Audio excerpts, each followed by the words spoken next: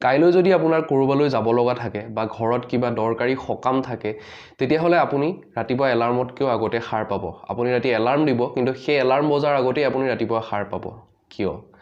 আপুনি ভাত খাই থকা অৱস্থাত যদি কাৰেণ্টটো গুচি যায় হঠাতে তেতিয়াহলে আন্ধাৰতো আপুনি ভাত খাব পাৰিব আৰু সেই ভাত অইন কলৈকো নগৈ আপোনাৰ মুখলৈকে যাব কিয় আপুনি যেতিয়া গাড়ী চলাই গৈ থাকে আৰু বেলেগ কথা কিবা ভাবি গৈ থাকে সেইখিনি সময়ত আপোনাৰ গাড়ীৰ সন্মুখত এটি কুকুৰ বা মেকুৰী যদি আহি পৰে সেইখিনি সময়ত আপুনি গম নোপোৱাকৈ ব্ৰেকডাল দবাই দিব কিয় আপুনি যদি আন্ধাৰতো ঘৰৰ কোনোবা এজন মানুহক দেখে তেতিয়াহলে তেওঁ খোজ কাটলৰ পৰাই চিনি পাব কিয় নমস্কাৰ মই হিমাংক কাকতি আৰু আজি আমি আলোচনা কৰিম সাবকনসিয়াস মাইণ্ডৰ বিষয়ে আৰু এই চেনেলটোৰ এটাই লক্ষ্য আমি একেলগে শিকিম একেলগে আগবাঢ়িম প্ৰথম কথা আহিছো সাবকনসিয়াস মাইণ্ড কি ইয়াৰ সংজ্ঞা দিয়াতকৈ মই আপোনাক কিছুমান উদাহৰণ দিম সাবকনসিয়াস মাইণ্ড হৈছে এখন পথাৰ আৰু সেই পথাৰখনৰ আপুনি খেতিয়ক সাবকনসিয়াস মাইণ্ড হৈছে এটি শিশু তাৰ আপুনি পিতৃ বা মাতৃ সাবকনসিয়াস মাইণ্ড হৈছে এজন চাকৰ যাৰ আপুনি মালিক এইদৰে আপুনি বিভিন্ন ধৰণৰ কথা ক'ব পাৰে সাবকনসিয়াস মাইণ্ডৰ কথা লৈ আপোনাৰ মনটোক যদি দুটা ভাগত বিভক্ত কৰা হয় তেতিয়াহলে সেই মনটোত দুটা ভাগ হৈছে এটা হৈছে কনসিয়াস মাইণ্ড এটা হৈছে সাবকনসিয়াস মাইণ্ড এটা হৈছে ৰেশনেল মাইণ্ড এটা হৈছে ইৰেশনেল মাইণ্ড এনেকৈ বিভিন্ন আমি ইয়াৰ নাম দিব পাৰো বিভিন্ন নাম ইয়াৰ আছে কিন্তু এই ভিডিঅ'টিত মই বিশেষকৈ সাবকনসিয়াস মাইণ্ড আৰু কনসিয়াস মাইণ্ড নাম দুটা ব্যৱহাৰ কৰিম কাৰণ কনসিয়াস মাইণ্ডৰ তলত সদায় সাবকনসিয়াস মাইণ্ডে কাম কৰে সেইবাবে মই কৈছো সাবকনসিয়াস মাইণ্ড হৈছে এখন পথাৰ আৰু আপুনি হৈছে তাৰ খেতিয়ক ধৰি লওক এখন পথাৰত আপুনি ধানৰ বীজ ৰুইছে তেতিয়াহলে তাৰ পৰা কেতিয়াও কবি উৎপন্ন নহয় বা আলু উৎপন্ন নহয় ধৰি লওক আপুনি পথাৰখন এনেই পেলাই থৈ দিছে আৰু তাত বন গজিছে তাত আপুনি আশা নকৰিব কেতিয়াও যে তাত কেতিয়াবা ধানৰ খেতি খুব সুন্দৰকৈ হ'ব গতিকে এখন পথাৰৰ পৰা ভাল উৎপাদন তেতিয়াহে হ'ব যেতিয়া আপুনি তাত ভাল বীজ ৰোপণ কৰিব বা আপুনি যি বিচাৰে সেই বীজ তাতে ৰোপণ কৰিব ঠিক একেদৰে আপোনাৰ শিশুটি আপুনি যিদৰে শিকাব সেইদৰে সেই শিশুটিয়ে ব্যৱহাৰ কৰিব সেইবাবে কোৱা হয় ইংৰাজীত যে charity begins at home অৰ্থাৎ ঘৰৰ পৰাই সকলোবোৰ আৰম্ভ হয় ঠিক একেদৰে মই চাকৰ আৰু মালিকৰ উদাহৰণটো দিছো যে এজন চাকৰক যেতিয়া আপুনি কাম কৰিবলৈ ক'ব সেয়া মালিকে যি বিচাৰিব সেই কামহে চাকৰে কৰিব ঠিক একেদৰে সাবকনসিয়াস মাইণ্ড হৈছে আপোনাৰ সেই পথাৰখন য'ত আপুনি যি ধৰণৰ বীজ ৰুৱে সেই ধৰণৰে ফল ই আপোনাক সদায় দি যাব আৰু এই সাবকনসিয়াস মাইণ্ডৰ সেই মালিকজন হৈছে আপুনি বা আপোনাৰ কনসিয়াস মাইণ্ডটো কনসিয়াস মাইণ্ডৰ আৰু সাবকনসিয়াস মাইণ্ডৰ প্ৰধান পাৰ্থক্য হৈছে সাবকনসিয়াস মাইণ্ডে কোনো ধৰণৰ বিচাৰ কৰিব নাজানে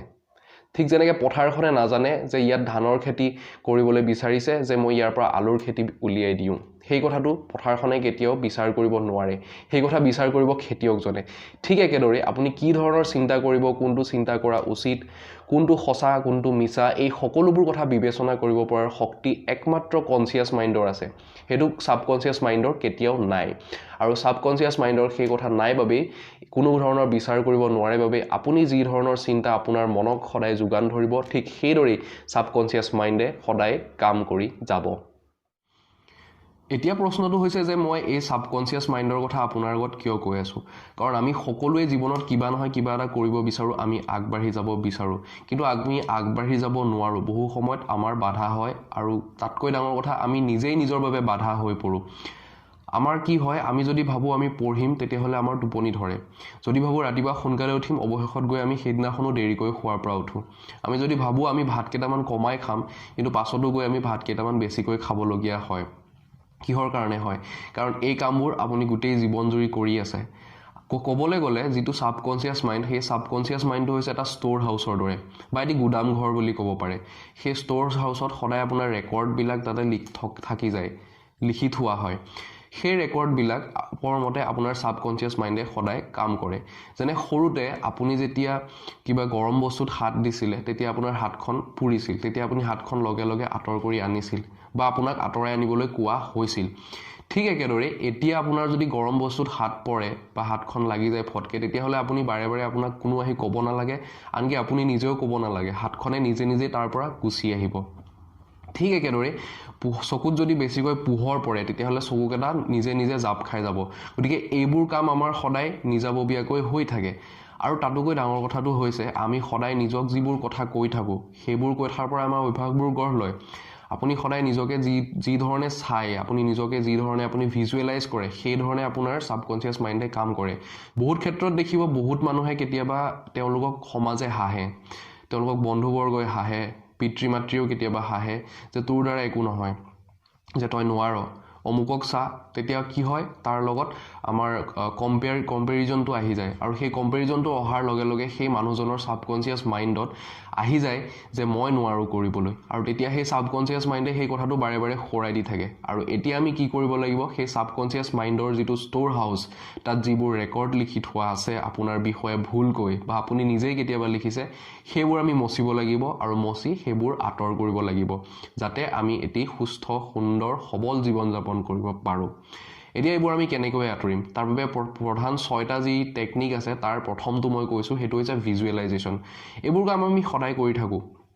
ভিজুৱেলাইজ আমি নিজক যিদৰে কৰো সেইদৰে আমি সদায় আমাৰ জীৱনটো পাৰ হ'ব আপুনি যদি নিজক এজন ভাল মানুহ হিচাপে ভিজুৱেলাইজ কৰিব পাৰিছে অৰ্থাৎ ভাবিব পাৰিছে আপোনাৰ কল্পনা শক্তিত নিজে আপুনি এজন ভাল মানুহ তেতিয়াহলে আপুনি ভাল মানুহেই হ'ব বা হয় আপুনি জিম কেৰিয়ে কি কৰিছিল তেতিয়া তেওঁ 10 মিলিয়ন লিখিবুল এখন চেক লিখিছিল 10 মিলিয়ন টকাৰ আৰু হেয়া সদায় তেওঁ ভাবিছিল যে মই এইখন পাম এইখন মোৰ হয় সেই কথা তেওঁ সদায় ভাবিছিল আৰু সেই কথা তেওঁ ভিজুৱেলাইজ কৰিছিল আৰু তেওঁ অনুভৱ কৰিছিল যে এইখন মই আসলতে পাই গলো তাৰ পাছত কি হ'ল তেওঁ ডাম এণ্ড ডাম্বাৰ বুলি এখন সিনেমা পালে কেইবছৰমান পাছত আৰু সেইখন সিনেমা কৰাৰ বাবে ভাবক তেওঁ 10 মিলিয়ন টকাই পালে গতিকে হেয়া হৈছে ভিজুৱেলাইজেশ্যন আপুনি যেনেকৈ ভিজুৱেলাইজ কৰিব ঠিক তেনেকৈ আপুনি কৰিব আপোনাৰ যদি ষ্টেজ ফ্ৰাইট আছে অৰ্থাৎ আপুনি মানুহৰ আগত গৈ কথা ক'বলৈ আপোনাৰ যদি ভয় লাগে তেতিয়াহ'লে আপুনি ৰাতি শুবৰ সময়ত আপুনি কল্পনা কৰক যে আপুনি ধুনীয়াকৈ গৈছে ষ্টেজত উঠিছে ধুনীয়াকৈ লাহে ধীৰে আপুনি ক'বলৈ পাৰিছে দেখিব হেয়াই হ'ব এইবোৰ কোনো আপোনাৰ মানে অদৰকাৰী কথা নহয় এনেকুৱা কথা নহয় যিবিলাক কেৱল বিশ্বাসত জীয়াই আছে এইবোৰ প্ৰুভ হোৱা কথা এইবোৰ ফেক্ট হয় এইবোৰ টেকনিক হয় কিছুমান য'ত সাইন্টিফিক যাতে যাৰ বিশ্লেষণ সাইন্টিফিক বিশ্লেষণ আছে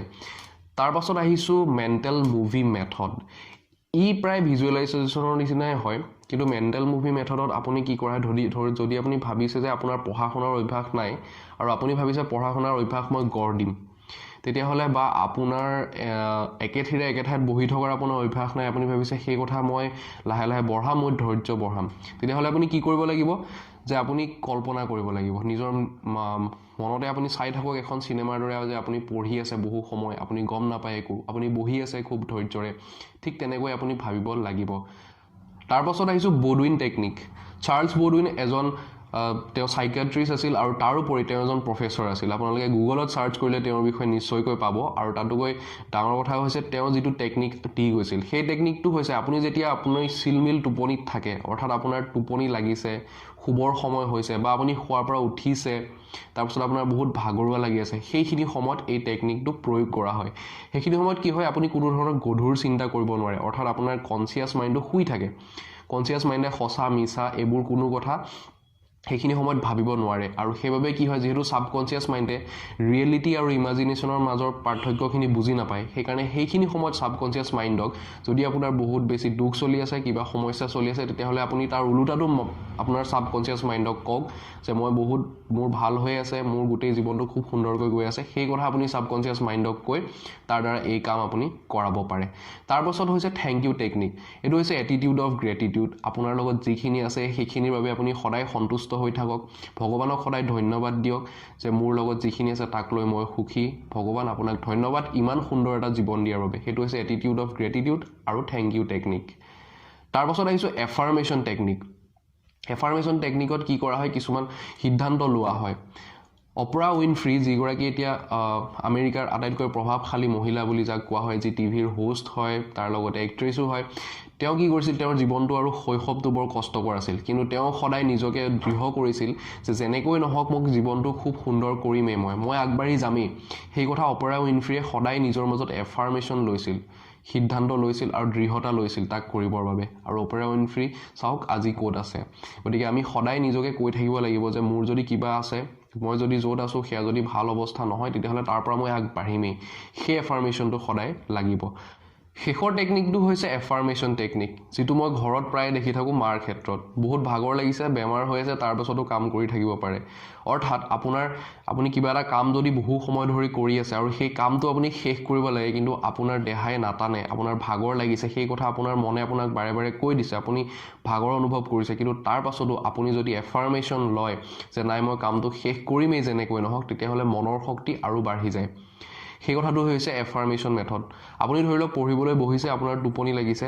বা আপোনাৰ পঢ়িবলৈ মন যোৱা নাই বা আপোনাৰ ভাগৰ লাগিছে, তেতিয়াহ'লে সেইখিনি সময়ত আপুনি ভাবক যে মোৰ কোনো ভাগৰ লগা নাই, মোৰ কোনো টোপনি লগা নাই, এই কামখিনি মই শেষ কৰিব লাগিব।